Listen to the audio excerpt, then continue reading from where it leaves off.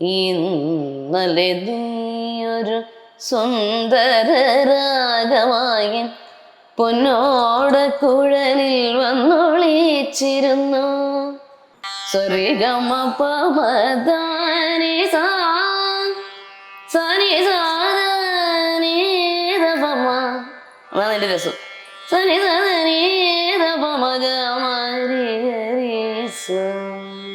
ചേച്ചിയുടെ ശബ്ദത്തിന്റെ ഒരു യുണീക്നെസ് ഉണ്ട്. ഭയങ്കര വ്യത്യസ്തമായ ഒരു ശബ്ദമാണ്. അനുകരിക്കാനൊക്കെ ഭയങ്കര ബുദ്ധിമുട്ടാണ്.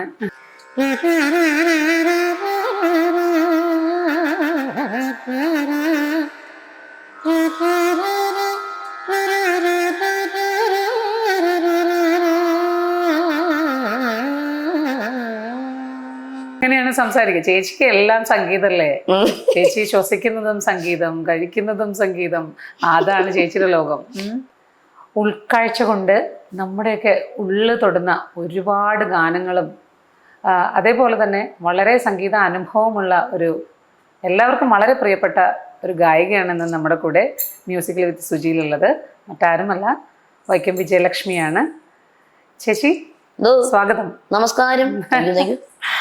ഓക്കെ ചേച്ചി, സത്യത്തിൽ ഞാൻ ഇന്ന് വന്നത്, എനിക്ക് ചേച്ചിയുടെ ഒരു സംഗീത യാത്രയുണ്ടല്ലോ, സംഗീതത്തെ കുറിച്ചുള്ള ചേച്ചിയുടെ ഒരു വീക്ഷണം ഉണ്ടാവുമല്ലോ, അതേപോലെ തന്നെ ഒരു രാഗങ്ങളെ മനസ്സിലാക്കുന്ന രീതി, എല്ലാത്തരം പാട്ടുകളെ കേൾക്കുന്ന രീതി, അങ്ങനെയുള്ള മൊത്തത്തിൽ ചേച്ചിയുടെ ഒരു സംഗീത വിശേഷങ്ങളാണ് ഞാൻ ഇന്ന് ഒരുപാട് അറിയാൻ ആഗ്രഹിക്കുന്നത്. ഞാൻ ഭയങ്കര ആകാംക്ഷയിലാണ്. എനിക്കൊന്ന് പ്രേക്ഷകരും അതിലിരട്ടി ആകാംക്ഷയിലായിരിക്കും ഉണ്ടാവുക. അതെ അതെ. ഓക്കെ. നമ്മുടെ സംഗീതം എൻ്റെ ജീവശ്വാസമാണ് എന്ന് തിരിച്ചറിഞ്ഞത് 1.5 വയസ്സ് മുതൽ പാടുമായിരുന്നു എന്ന് പറഞ്ഞു. 5 വയസ്സ് മുതലാണ് അറിയാൻ തുടങ്ങിയത്. അതെ. ചേച്ചി പണ്ട് ചെറുപ്പത്തിലൊക്കെ പാടി നടന്ന പാട്ടുകളുണ്ട്. അപ്പൊ വീട്ടിൽ അമ്മയും അച്ഛനും ഇത് മനസ്സിലാക്കുന്ന ഒരു സമയമുണ്ടല്ലോ, ഞങ്ങളുടെ മോള് പാടും, ഞങ്ങളുടെ മോൾക്ക് സംഗീതമുണ്ട് എന്ന് മനസ്സിലാക്കുന്ന അത് ഏതൊരു സമയത്തായിരിക്കും?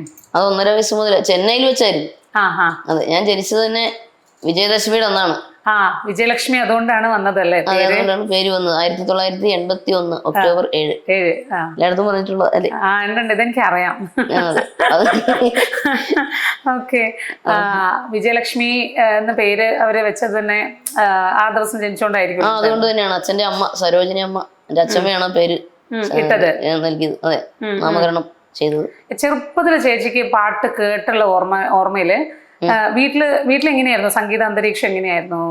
എല്ലാരും പാടും കേട്ടോ, അച്ഛനും അമ്മയൊക്കെ പാടും. പിന്നെ ഞാൻ ഒരാളെ ഉള്ളത് അറിയാലോ, അമ്മയുടെ പേര് വിമല, അച്ഛന്റെ പേര് മുരളീധരൻ, പിന്നെ എന്റെ വല്യച്ഛൻ. അപ്പൊ എല്ലാവരും സംഗീത കുടുംബമാണ്. പിന്നെ സൂപ്പർ, എല്ലാരും സംഗീതത്തിന്റെ ഇതാണ്. ഞാനും അപ്പൊ അത് കേട്ടിട്ട് അപ്പൊ വീട്ടിൽ നിറയെ സംഗീതമായിരുന്നു ചേച്ചിയുടെ ചെറുപ്പം എന്ന് പറയുന്നതും ഇപ്പോഴും ഒക്കെ? ഇപ്പോഴും ഒക്കെ. അന്ന് റേഡിയോ ഉണ്ടായിരുന്നു, അപ്പൂപ്പന്റെ ഒരു കുഞ്ഞു റേഡിയോ, ഇപ്പോഴും ഓർക്കും കേട്ടോ. അതിൽ നിറയെ സംഗീതങ്ങൾ, പിന്നെ കാസറ്റ്സുകൾ ഉണ്ടായിരുന്നു. ദാസേട്ടന്റെ MS അമ്മ, DK പട്ടാമ്പൾ സാർ, ബാലമുരളി സാർ. അങ്ങനെ ബാലമുരളി സാറിന്റെ ആരാധിക ഞാനിവിടെ അറിയോ? ബാലമുരളി സാറിന്റെയും അതെ, TN Seshagopal സാറിന്റെയും, DK Jayaraman sir, JMB sir, MD Ramanath sir. അടുത്ത ആരാധികയാണ്. അയ്യോ, ചേച്ചിയുടെ സംഗീതം എന്ന് പറയുമ്പോൾ ചേച്ചിയുടെ ശബ്ദത്തിന്റെ ഒരു യുണീക്നെസ് ഉണ്ട്. ഭയങ്കര വ്യത്യസ്തമായ ഒരു ശബ്ദമാണ്. അനുകരിക്കാനൊക്കെ ഭയങ്കര ബുദ്ധിമുട്ടാണ്. അതേപോലെ തന്നെ ശബ്ദത്തിന്റെ ഒരു സൗന്ദര്യത്തിനപ്പുറം അതിലുള്ള സംഗീതത്തിന്റെ ഒരു എലമെന്റ്, അതിന്റെ ഒരു മ്യൂസിക്കാലിറ്റി ഉണ്ട്. ചേച്ചിയുടെ പാട്ടിലുള്ള ഒരു മ്യൂസിക്കാലിറ്റി ഉണ്ട്. അതൊക്കെയാണ് ശരിക്കും നമ്മള് ഇത് ഇങ്ങനൊരു ഗായികനെ നമ്മൾ ഭയങ്കരമായിട്ട് ശ്രദ്ധിക്കുന്നതും ആരാധിക്കുന്നതും സ്നേഹിക്കുന്നതും എല്ലാം ആ ഒരു തലത്തിലാണ്. അപ്പോ ചേച്ചി ക്ലാസിക്കലായിട്ട് സംഗീതം പഠിച്ചു തുടങ്ങിയത് ഏതൊരു പ്രായത്തിലാ? ഞാൻ 5.5 വയസ്സില് നമ്മുടെ ദാസേട്ടന് ഗുരുദക്ഷിണ സമർപ്പിച്ചുകൊണ്ടാണ്. ദാസേട്ടന്റെ ശിഷ്യയാണ്? അതെ അതെ, ദാസേട്ടന്റെ മനസ്സ് ഗുരു ഇപ്പോഴും. അതെ, ദാസേട്ടനിൽ നിന്നും ഗുരുദക്ഷിണ സമർപ്പിച്ച് ഉദയനാപുരം ചാത്തൻകുടി ദേവീക്ഷേത്രത്തിൽ അരങ്ങേറ്റം കുറിച്ചു. 7-ാം വയസ്സ് മുതൽ ഗുരുമുഖത്തു നിന്ന് സംഗീത പഠനം ആരംഭിച്ചു. ആദ്യ ഗുരു എന്ന് പറയുന്ന അമ്പലപ്പുഴ തുളസി ടീച്ചർ. പിന്നെ അറിയാം, ടീച്ചർ തന്നെ ഞാൻ MA പഠിക്കുമ്പോ എന്നെ പഠിപ്പിച്ചിട്ടൊക്കെ ഉണ്ട്. MA ആയിരുന്നു? അതെ അതെ. എവിടെയായിരുന്നു? ആർവിയിലായിരുന്നു. അമ്മോ, അത് ശരി. Tulasi teacher, Vaikom Sumangala teacher, Prasanna teacher, ഗുരുസമ്പത്തുകൾ. അതാണ് നമുക്ക് ഗുരുസാഗരമാണ് നമുക്ക്. ചേച്ചി ആ സമയത്ത് പഠിച്ചോണ്ടിരിക്കുന്ന സമയത്ത് നമുക്ക് ചില കീർത്തനങ്ങളോടൊക്കെ ഭയങ്കര ഒരു ഇഷ്ടം ഉണ്ടാവുമല്ലോ. അതെ അതെ. ആ സമയത്ത് ചേച്ചിക്ക് ഇപ്പം മനസ്സിൽ തോന്നുന്ന ഒരു കീർത്തനം ഏതാണ്? ഒരു കീർത്തനമോ കൃതിയോ എന്തെങ്കിലും? അത് പിന്നെ ഗുരുക്കന്മാരുടെ പേര് ഇപ്പം എല്ലാവരും പറഞ്ഞല്ലോ, വിൻസെന്റ് മാഷ്. പിന്നെ മാവേലിക്കര പൊന്നമ്മാൾ ടീച്ചറിന്റെ സുബ്രഹ്മണ്യ സാറിന്റെ കീഴിൽ പഠിച്ചിരുന്നു, അതിപ്പോ ഇല്ല. അതെ അതെ. ശിവാനന്ദ സാർ, നെടുമങ്ങാട് ശിവാനന്ദ സാറിന്റെ കീഴിൽ പഠിച്ചോണ്ടിരിക്കുന്നുണ്ടല്ലേ. അങ്ങനെ പിന്നെ ഫോണിലൂടെ ദാസേട്ടനും എം ജയേന്ദ്ര സാറും ബെന്നി കൃഷ്ണകുമാർ മേഡം, ശരത് സാറ് സംഗീതം പഠിപ്പിക്കുന്നുണ്ട്. കാവാല ശ്രീകുമാറേട്ടൻ, നമ്മുടെ കാറ്റേപാടി ജി ശ്രീരാമേട്ടൻ, മധുബാലകൃഷ്ണൻ ചേട്ടൻ പഠിപ്പിച്ചിട്ടുണ്ട്. ശേഷഗോപാൽ സാറും പഠിപ്പിക്കാന്നൊക്കെ പറഞ്ഞു. ഒരു ഗുരുസാഗരമാണ്.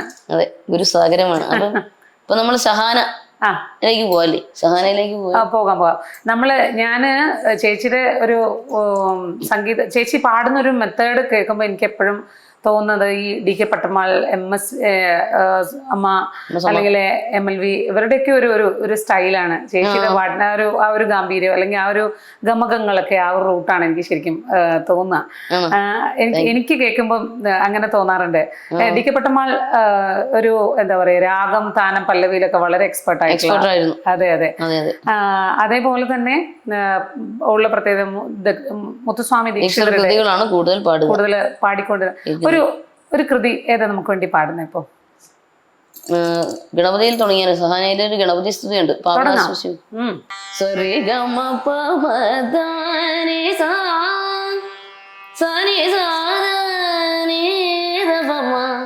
അതാണ് എന്റെ രസം.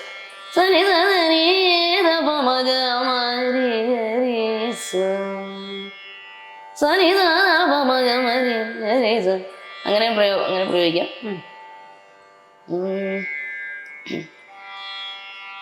ശ്രീ വാതാപി ഗണപതിയേ ഉൻ തിരുവടിയേ ശരണം. ശ്രീ വാതാപി ഗണപതിയേ ഉൻ തിരുവടിയേ ശരണം. ശ്രീ വാതാപി ഗണപതിയേ ഉൻ തിരുവടിയേ ശരണം. ശ്രീ വാതാപി ഗണപതിയേ ഉൻ തിരുവടിയേ ശരണം. ശ്രീ വാതാപി ഗണപതിയേ ഉൻ തിരുവടിയേ ശരണം. ശ്രീ വാതാപി ഗണപതിയേ.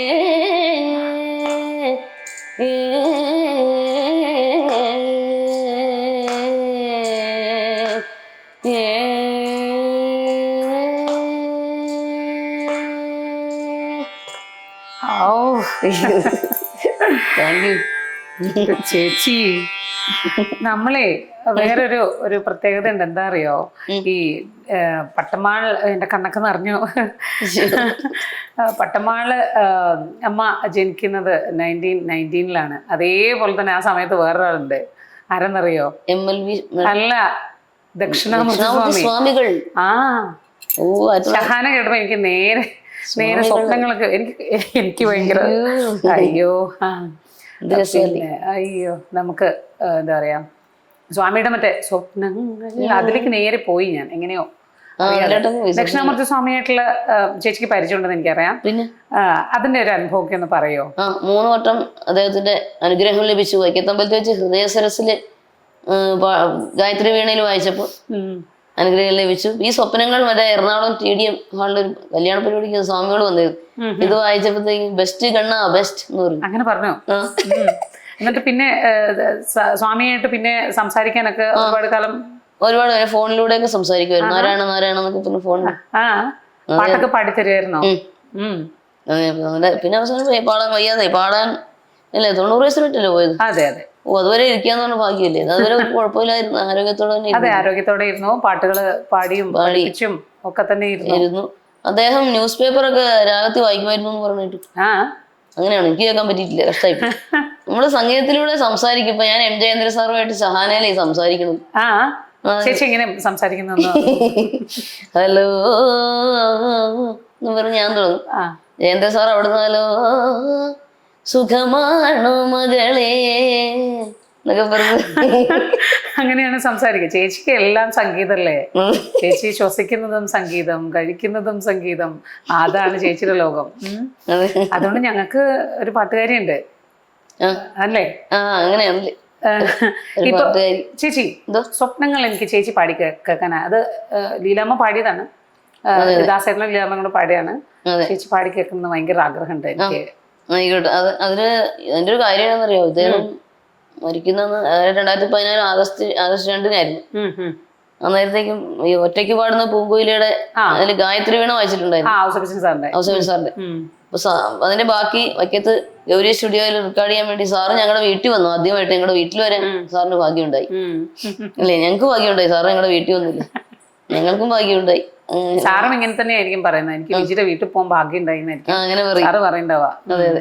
അവിടെ വെച്ച് ഞാനേ ഗൗരി സ്റ്റുഡിയോ കയറുന്നതിന് മുൻപ്, ഗായത്രി വീണ വായിക്കാൻ കയറുന്നതിന് മുമ്പ് ഒരു സംഭവം, സ്വപ്നങ്ങൾ ചുമ്മാ പാടിക്കൊണ്ട് പോയതാ. ദൈവമേ കുറച്ച് കഴിഞ്ഞപ്പോ ദുഃഖവാർത്ത കേട്ടിട്ടേ സ്വാമി പോയി. അയ്യോ, അത്ഭുതമായി പോയി. അത് ഭയങ്കര അത്ഭുതമായി പോയത്. സ്വപ്നങ്ങളെ നിങ്ങൾ സ്വർഗകുമാരികളല്ലോ, സ്വപ്നങ്ങളെ നിങ്ങൾ സ്വർഗകുമാരികളല്ലോ, നിങ്ങൾ ഈ ഭൂമിയിൽ ഇല്ലായിരുന്നെങ്കിൽ നിശ്ചലം ശൂന്യമീ ലോകം. സ്വപ്നങ്ങൾ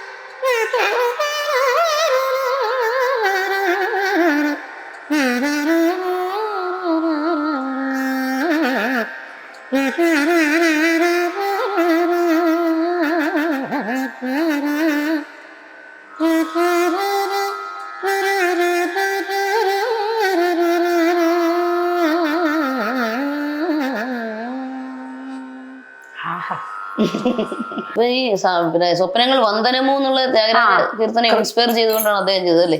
സ്വാമി ചെയ്തിരിക്കുന്നത് സ്വാമികളുടെ. വന്ദനമോ. അതെ അതെ. ഷഹാനയിൽ ഏതാ വേറെ സിനിമാ ഗാനം ഭയങ്കരമായിട്ട് ചേച്ചിക്ക് ഇഷ്ടപ്പെട്ടിട്ടുള്ള പാട്ട്? സമസ്യയില് ഉദയഭാനു സാർ ചെയ്ത് നിറപറ ചാർത്തിയ പൂക്കുല പോലെ നീ തിരുവാതിര മുറ്റത്തൊരുങ്ങി നിന്നോയി തിരുവാതിര കളിയരങ്ങിൽ നിന്നു. സുശീലാമ്മ പാടിയത്. അല്ല എന്ത് രസം. K P Udayabhanu sir, ONV sir. അതെ. പിന്നെ കസ്റ്റംസ് ഡയറിയില് രവീന്ദ്രൻ മാഷയുടെ കോമ്പോസിഷനിലെ ദാസേട്ടൻ പാടിയത് ഗംഗേ നീ പറയല്ലേ യമുനാ നദി എറിയല്ലേ പവിഴപ്പൂങ്കാവിൽ നിൽക്കും എന്നിൽ നിറകനവുകൾ ഗംഗേ നീ പറയല്ലേ യമുനാ നദി എറിയല്ലേ പവിഴപ്പൂങ്കാവിൽ നിൽക്കും എന്നിൽ നിറകനവുകൾ. അതുണ്ട്. M ജയേന്ദ്ര സാറിന്റെ ചെന്താമണി പൂന്തേൻ മൊഴി കണ്ണിയേനു കണ്ണാമെൻ കൺമണി. പിന്നെ രാജാ സാറിന്റെ ഉണ്ടല്ലേ, രാജാ സാറിന്റെ ഒരു പാട്ടുണ്ട്. ഇന്ത വീണയ്ക്ക് തെരിയാത് അതേ ചെയ്തവർ യാരെന്ന്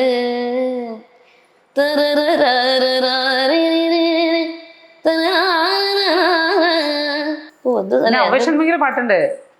അവഷൺമിങ്ങിലെ പാട്ടില്ലേ ചേച്ചി? നമ്മളെ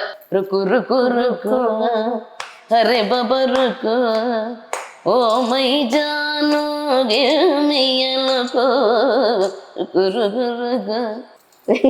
പിന്നെ MD രാമനാഥ് സാറിന്റെ ഇതൊക്കെ പോകുവാണെങ്കിൽ MD രാമനാഥ് സാറിന്റെ ഷഹാനയുടെ എന്താ പറയാ അതോറിറ്റി എന്ന് പറയാം നമുക്ക് വേണമെങ്കിൽ. ശരിയാ, അദ്ദേഹത്തിന്റെ ഒരു അതോറിറ്റിയാ. മാസ്റ്റർ പീസ് ആണെന്ന് തോന്നുന്നു. മാസ്റ്റർ പീസ് ആണ്. എനിക്ക് ഭയങ്കര ഇഷ്ടമാണ്. MD രാമനാഥ് സാറ് പാടുന്ന പോലെ ഒന്ന് അനുകരിക്കാൻ പറ്റുമോ? നോക്കാം. ഗിരിപ്പയില് ഒരു വിശേഷ പ്രയോഗം ഉണ്ടല്ലോ, എന്താണ് സാധനം ഇതിലുണ്ടെങ്കിൽ ആ കീർത്തനത്തിൽ മാത്രമേ ഉള്ളൂ ഇങ്ങനെ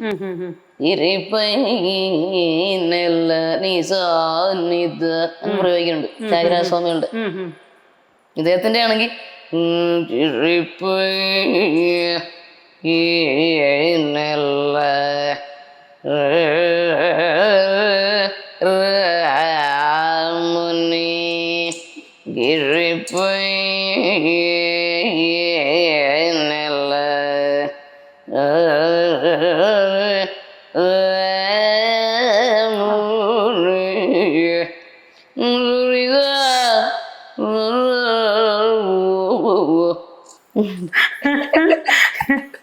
ഇത് അനുകരിക്കാൻ ഭയങ്കര ഇഷ്ടമാണല്ലേ? ആരൊക്കെ മിമിക്രി ചെയ്യും? ആരൊക്കെ മിമിക്രി ചെയ്യും? ദൈവമേ ഈശ്വര, എങ്ങനെ ഉണ്ടായിരുന്നു? അത് ഭയങ്കര രസമായിരുന്നു. അത് അതുപോലെ പാടുന്ന അതേ ഒരു ശൈലിയായിരുന്നു ചേച്ചി പാടിയിട്ട് കൊണ്ടുവന്നത്. എന്റെ ചിറ്റപ്പനുണ്ട്, സുധാമൻ എന്ന് പറയും. സുധാമൻ ചിറ്റപ്പൻ എപ്പോഴും ഇത് പാടിക്കൊണ്ടിരിക്കും. ഇവിടെ വന്ന് സഹാന വിട്ടുള്ള കളിയില്ല. ഇതാ MD സാറിന്റെ ഭയങ്കര ആരാധകനാണ്. അതെ. പിന്നെ ഒരു തെലുങ്ക് പാട്ട് കേട്ടായിരുന്നു, സഹാനൽ വീര ഹനുമ ഹനുമ ഇത്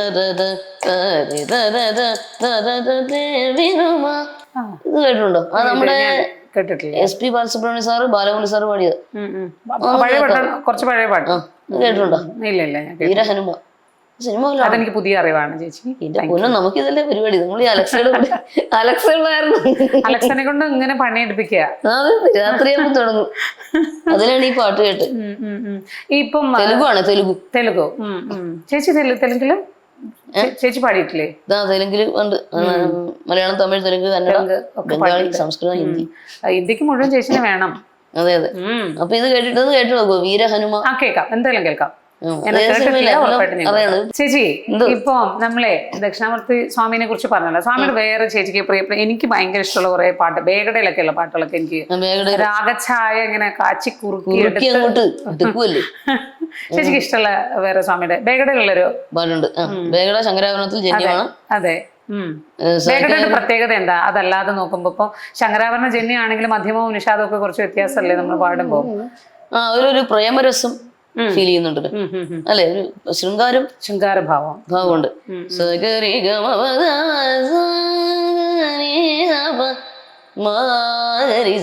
നീക്കും മായ്ക്കും ഒരു ദീർഘമുണ്ട്. ഒരു അതെ അതെ ഒരു കൂടുതൽ നമ്മൾ എംഫസൈസ് ചെയ്ത് പാടുന്നുണ്ട്. നമ്മള് ഈ ഇന്നലെ നീ ഒരു ഇന്നലെ എന്നുള്ളത് നമ്മൾ കഴിഞ്ഞ കാര്യമാകുമ്പോ താത്തിയാണ് എടുക്കേണ്ടത് അതെ. അല്ലെ? ഇന്നലെ നിർത്താൻ പറ്റുമോ? ഇല്ല. അതാണ് അദ്ദേഹം ശ്രദ്ധിച്ചത്. സ്വാമിയുടെ ബ്രില്യൻസ് എന്ന് പറയുന്നത്. ബ്രില്യൻസ് അതാണ്. അത് എങ്ങനെ ചെയ്യണമെന്നുള്ളത് ഏത് അതിന്റെ സിറ്റുവേഷൻ അനുസരിച്ച്. ഈ ഇന്നലെ നീ ഒരു സുന്ദര രാഗമായി പൊന്നോട കുഴലിൽ വന്നൊളിച്ചിരുന്നു മാമക കരാങ്കുലി ചുംബനലഹരിയിൽ പ്രേമ സംഗീതമായി നീ പുറത്തു വന്നു. ഇതിന്റെ പല്ലവി അനുപല്ലവി മാത്രമേ വേഗടെ ഉള്ളൂ. അങ്ങനെ കാര്യം. അമ്പലപ്പറമ്പിലെ ആരാമത്തിലെ ചെമ്പരത്തി പൂവേ അങ്കചമയത്തിൽ അണിയാനേത്തിരി സിന്ദൂരമുണ്ടോ സിന്ദൂരം. നിരവലും സ്വരമൊക്കെ പാടാൻ വേണമെങ്കിൽ അത്രയും അതിന് മാത്രമുണ്ട്. അങ്ങനെ സാധനമൊക്കെ പ്രയോഗിച്ചിട്ടുണ്ട് അതിനകത്ത്. വിഷു സംക്രാന്തി അല്ലേ? എന്ത് അത് ശരിക്കും പക്കാതാണ്, വേഗടയാണ്. പിന്നെ എം ജയന്ദ്ര സാറിന്റെ മയങ്ങിപ്പോയി ഓ ഞാൻ മയങ്ങിപ്പോയി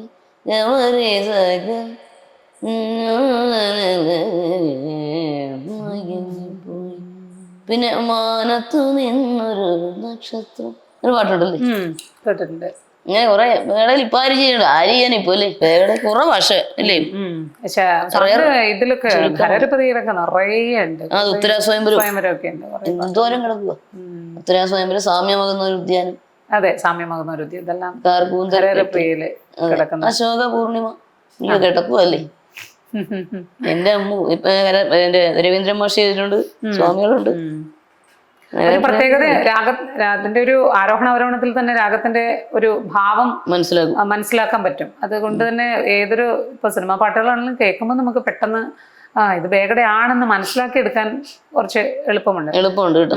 അങ്ങനെ ഒരു ഗുണമുണ്ട്. ചേച്ചി, ഇപ്പോ നമുക്ക് എന്താ പറയാ, ദേവരാജൻ മാസ്റ്ററിലേക്ക് വന്നു കഴിഞ്ഞാല് ദേവരാജൻ മാസ്റ്ററിന്റെ പാട്ടുകൾ ഇപ്പം ദക്ഷിണാമൂർത്തി സ്വാമിയുടെ പാട്ടുകളിൽ നിന്നും കുറച്ച് വ്യത്യാസമായിട്ട് ഒരു രാഗത്തിൽ എംഫസൈസ് ചെയ്ത് തന്നെയാണ് ചെയ്യുന്നതെങ്കിൽ പോലും കുറച്ചും കൂടി അതിനെ ആ സിനിമയുടെ സിറ്റുവേഷൻ ഒക്കെ അനുസരിച്ച് അതിനെ ഒന്ന് ഒരു സിനിമയ്ക്ക് വേണ്ടിയിട്ട് പാട്ടുകൾ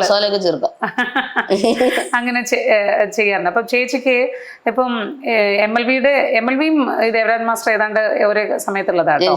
അതെ അതെ, ദേവരാജ് മാസ്റ്റർ 27, MLV 28. അപ്പം ആ ഒരു കാലഘട്ടം രണ്ട് സ്ഥലങ്ങളിലെ രണ്ട് സംഗീതജ്ഞര് എന്താ പറയാ വളർന്നുകൊണ്ടിരിക്കുകയാണ്.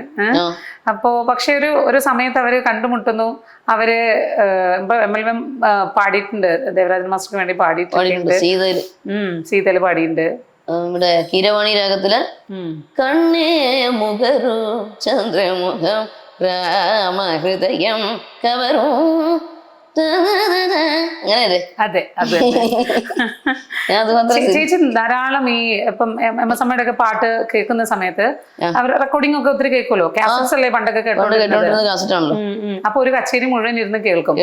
എന്നിട്ട് നമ്മള് അതൊക്കെ അങ്ങനെ പാടാൻ ശ്രമിക്കും. അപ്പം മനോധർമ്മൊക്കെ അവര് ഇപ്പൊ MS അമ്മയൊക്കെ പാടിയിട്ടുള്ള ഫ്രൈസസ് ഒക്കെ അതുപോലെ തന്നെ ഒന്ന് പാടിയൊക്കെ ശ്രമിക്കും. അങ്ങനെ ആ സമയത്തുള്ള ഏറ്റവും ഇഷ്ടപ്പെട്ട ഒരു ഗായിക ആരാണ്? MS അമ്മയുടെ MS അമ്മ ഇഷ്ടമാണ്. MS അമ്മ, DK Pattammal madam, DK Jayaraman sir, MLV ഇവരൊക്കെ ഇഷ്ടമാണ്. എല്ലാവരും ഇഷ്ടമാണ്. GNB ഇഷ്ടമല്ല? GNB ഇഷ്ടമാണല്ലോ. GNB സാർ ഇഷ്ടമാണല്ലോ. KV നാരായൺ സാർ ഇഷ്ടമല്ല? സ്വാമി സാറിന് ഇഷ്ടമാണല്ലോ. അപ്പൊ അത്രയും ഒരു കാലഘട്ടം നമുക്ക് തന്നിട്ടുള്ള സംഗീതജ്ഞരെന്ന് പറയുന്നത് ശരിയാ ഒരുപാടാണ്. ഇപ്പൊ കർണാടക സംഗീതത്തിൽ മൃഗ ഇങ്ങനെ നമ്മൾ അവതരിപ്പിച്ചത് GNB സാറില്ലേ ആദ്യമായി കൊണ്ടുവന്നത്. അപ്പൊ അത് ഭയങ്കര വ്യത്യാസമായിരുന്നു, ഒരു റെവല്യൂഷനും കൂടിയായിരുന്നു ശരിക്കും. അതെ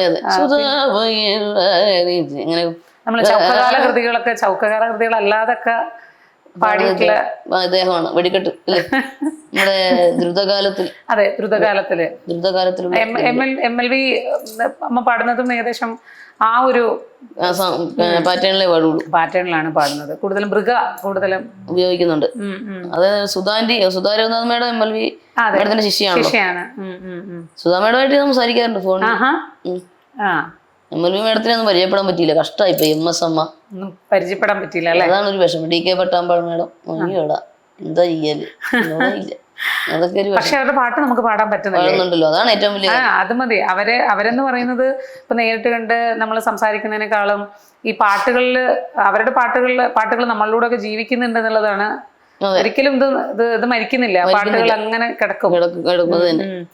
പിന്നെ അതിനുശേഷം ഇപ്പോ നമ്മള് ഒരു ചേച്ചിക്ക് ഒരു കച്ചേരി ചെയ്യുന്ന സമയത്ത് ചേച്ചി ഏതൊരു രീതിയിലുള്ള കച്ചേരി, അതായത് ഇപ്പോ ഓരോ അമ്പലത്തില് കച്ചേരി നടക്കുകയാണെങ്കിൽ അവിടുത്തെ മൂർത്തികളൊക്കെ വെച്ച് അങ്ങനെ നേരത്തെ തീരുമാനിക്കൂല കേട്ടോ, എന്താണ് അപ്പൊ തോന്നുന്നതെന്ന് വെച്ചാൽ അങ്ങനെയാണോ ചെയ്യുന്നത്? അങ്ങനെ ചെയ്ത് അപ്പം പ്രാക്ടീസ് ചെയ്യുമ്പോൾ ഇഷ്ടമുള്ളതൊക്കെ പ്രാക്ടീസ് ചെയ്തോണ്ടിരിക്കും.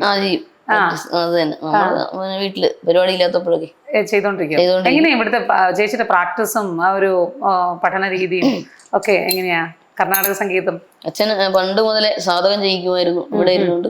പിന്നെ 5 വയസ്സ് തന്നെ വെളുപ്പിനെ 3 മണിക്കൊക്കെ എഴുന്നേപ്പിച്ചിട്ട് വയ്ക്കത്തൊരു പിടിക്കില്ല, വശയൊക്കെ പിടിക്കും, വഴക്കിട്ടല്ലേ, വഴക്കിട്ടങ്ങ് പോകുമായിരുന്നു. അതുകൊണ്ട് എന്തെങ്കിലുമൊക്കെ ആയിട്ടുണ്ടെങ്കിൽ അച്ഛന്റെയും അമ്മയുടെയും പ്രോത്സാഹനം, സാധകം ചെയ്യിക്കുക, ഓപ്പൺ ആയിട്ട് തന്നെ പാടി ശീലിക്കണം എന്നൊക്കെ പറഞ്ഞ് ചേച്ചി പറഞ്ഞു വൈക്കത്തെ അക്ഷര സ്കൂൾ, വൈക്കത്തെ സംഗീത ക്ലാസ് ഉണ്ടായിരുന്നു, അവിടെ കൊണ്ടുപോകുമായിരുന്നു 3 മണിക്കൊക്കെ. ഞാൻ ഓർക്കുന്നുണ്ട് ഇപ്പൊ, അതൊക്കെ ഒരു കാലമല്ലേ. ഇപ്പൊ സംഗീത ക്ലാസ് ഒക്കെ എവിടെയാണോ. എന്നിട്ട് പിന്നെ വീട്ടിലിരുന്ന് വന്നിരുന്ന എങ്ങനെ പ്രാക്ടീസ് ഒക്കെ എത്ര സമയമൊക്കെ ചെയ്യും? 1.5-2 മണിക്കൂറൊക്കെ ചെയ്യും. 1.5 മണിക്കൂർ അത്രയൊക്കെ ഉള്ളു. പിന്നെ പരിപാടി ഇപ്പം സമയം കിട്ടാറില്ല, പ്രോഗ്രാം തന്നെ ഒരു പ്രാക്ടീസാണ്. രാത്രിയാകുമ്പോ ഗായത്രി വീണ അതും സമയം പ്രാക്ടീസ് ചെയ്യാറുണ്ട്. രാത്രിയാകുമ്പോ കസു എന്നോട് ഞാൻ ഭയങ്കര കേട്ടപ്പോ ഭയങ്കര സങ്കടമായി. അത് അച്ഛനോട് പറഞ്ഞപ്പോ ക്യൂബിന്റെ പ്രശ്നം അച്ഛൻ പറഞ്ഞു. അല്ല ഒന്നും കേൾക്കൂല, ആംപ്ലിഫൈഡ് ഇൻസ്ട്രുമെന്റ് ആണ്.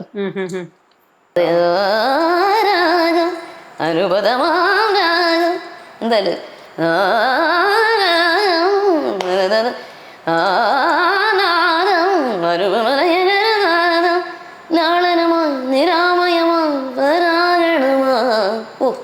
എന്തല്ലേ പിന്നെ